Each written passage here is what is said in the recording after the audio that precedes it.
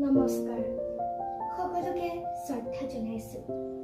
আবৃত্তি কৰিবলৈ লোৱা কবিতাৰ শিৰোনাম সাগৰ দেখিছা।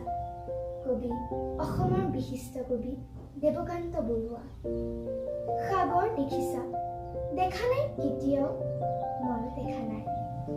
শুনিছোঁ তথাপি নীলিম খুলিল ৰাখি বাধাহীন উৰ্মিমালা আছে দূৰ দিগন্ত বিয়পি। মোৰ এই অন্তৰখনি সাগৰৰ দৰে নীলা বেদনাৰে দেখা নাই তুমি। উঠিছে মৰিছে জোৰ বাসনাৰ লক্ষ্য ধূপ তোমাৰ এই স্মৃতি সীমা চুমলি।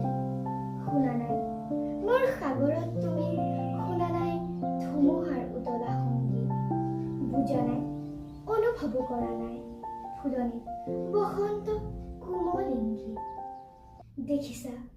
দেখিছাতো ৰামধেনু বাৰিষা ডাৱৰৰ পোহৰৰ মোহন গৌৰৱ। ধন্যবাদ।